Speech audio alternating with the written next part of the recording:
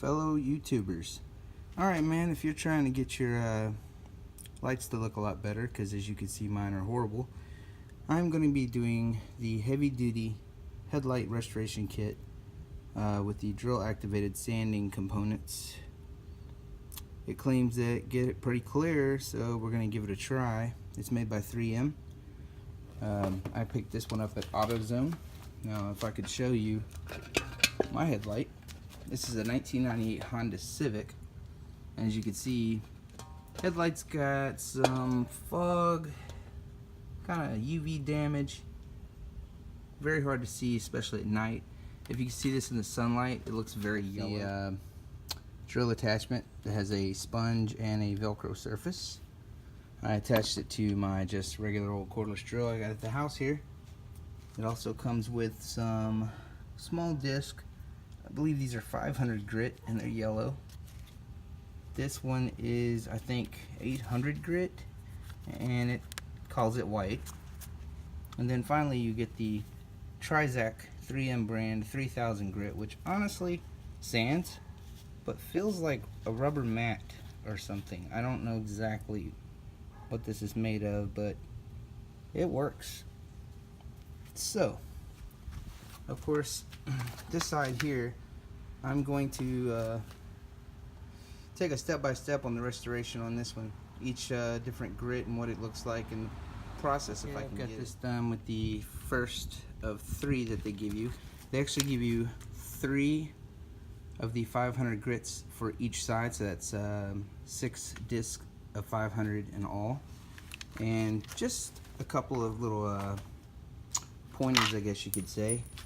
I have been, as you can see, the grooves in here, they're not real heavy. They're actually really lightly grooved. And you can see where I've made my passes, and I actually go pretty slow. I made sure to try to get up and around the area here that was yellow.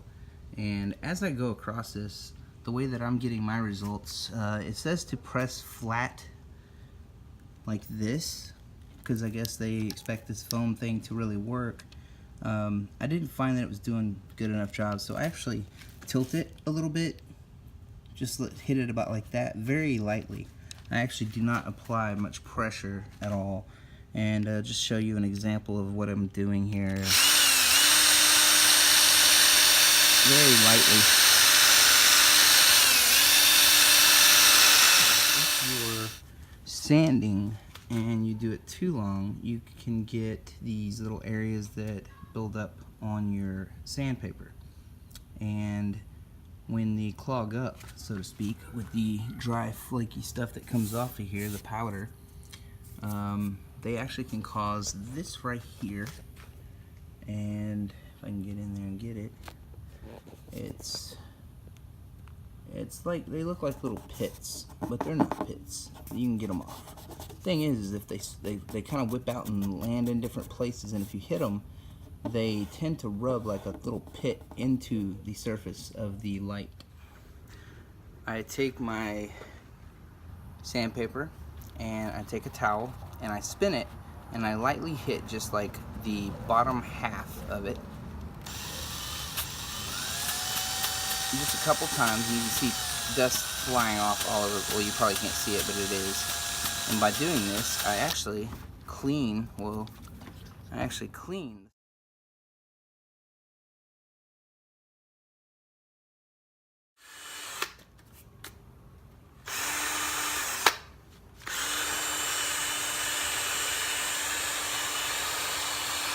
So in areas where it is kind of what I would consider, there's a little bit of a bubbly shape to it, and I'll show you what I mean.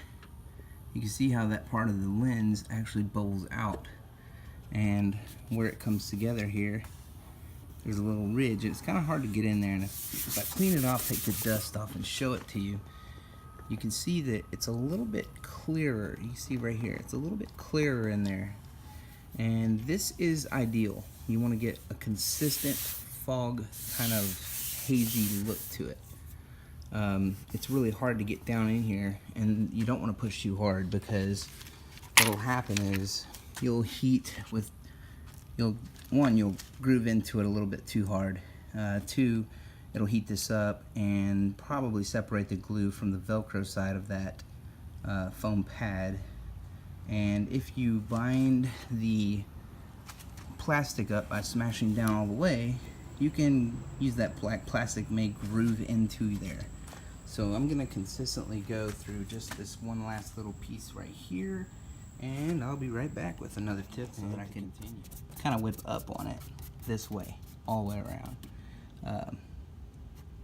This area right here is now done around this little bubbled section of the light, and it's very important to keep consistent when you're using this 500 grit. As you can see right here, it's really hard to get in this. You can see I tried to keep a consistent pattern, and it's very important for the final end result. Now I'm going to move on to the 800 grit, and I'll do it about halfway across right here in this first little section. Then I'll show you how that looks compared to the rest. I have gone through and done just the first section. Of course, you can see my patterns. There they are. And I do take my time. I go about this slow as I'm going. I do not go too fast.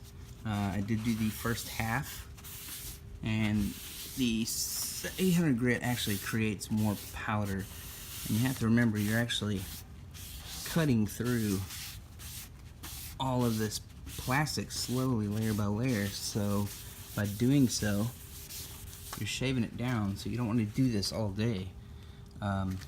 You can sort of see that you can tell there's heavier grooves in this side, and then of course on this side, only in one pass I have already created a smoother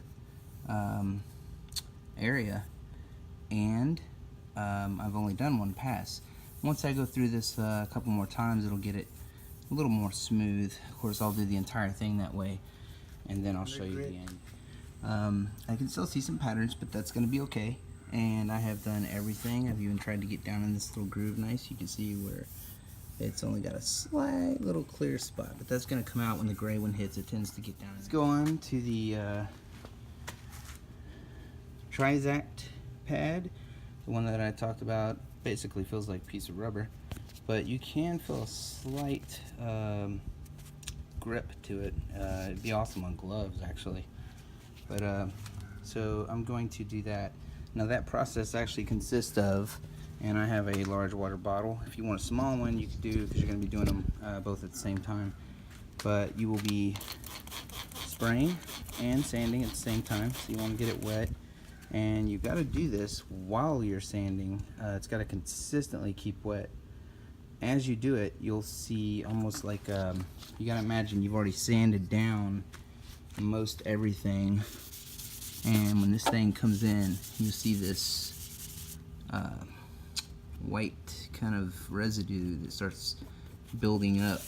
Well, when it starts spinning, it's much heavier and thicker, and it tends to help dry the surface out. So you want to consistently keep it with a quick little spray. You will know that you're doing a good job of getting everything smooth when you consistently see that little bit of a residue. So I've already done just the first section here, this little point. As you can see the line right here where I stopped basically. But I want you to see the clarity as far as the, and I would almost be happy just leaving it like this. But the kit comes with a protection of some sort, and by doing so, keeps it from yellowing a second time. Because honestly, I don't know how many times you can do this process of sanding without eventually puncturing through. I mean, it's, I'd say a little thinner than 1/8 of an inch thick, and you wouldn't want to do too much. But as you can see, just sanding it alone, that's how clear it is. So I'm going to go ahead and finish this one up, get it nice and glossy, just like my other one over there. Okay, here we are with the final sanding and the end result. Everything is really you just basically want to get as many of the scratches out as possible. And as you can see, I could hit it a certain way, and you can see that they're very fine, the scratches that are there, very fine. And I got in as close to the edges as I could. So basically there's two wipes right here. Those are the clear coat,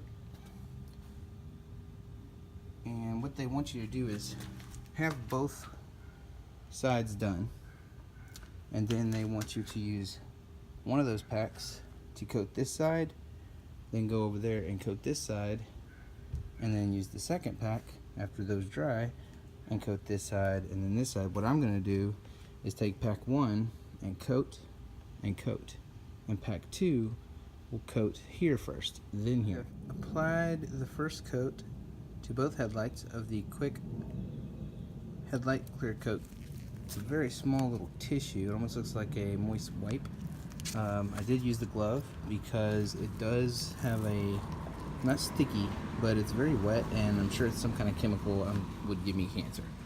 So I'm actually very impressed with the product.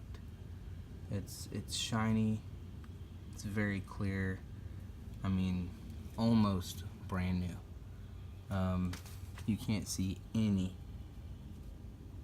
As far as the surface, is slick, and this is with the first clear coat, and it goes on wet and apparently dries. It looks wonderful. Both sides you can see the shine on it, and it says to let it dry for somewhere around anywhere from 5 to 15 minutes. And I'm going to apply the second. So before I conclude, I just want to say that I am very impressed with this product. Again, it is the 3M Heavy Duty Headlight Restoration Kit. I got this at AutoZone. I'm sure they carry it at O'Reilly's. It allows you to put it on a drill. You have to tape it off. Of course, it comes with the masking tape, which I used earlier. Comes with all the different abrasives that you need. And then, of course, it gives you the new, apparently, Trizac 3M abrasive spinner thing. That's the thing that feels like rubber. Great product. I think I got it for right at like $29 to $30, something like that. I'm sure it's definitely going to impress in daylight. They also, wow, comes with a video if you want to see how to do the process, in case you didn't watch this. And of course, they say, hey, want to keep it looking good. They have headlight renewal and taillight renewal products.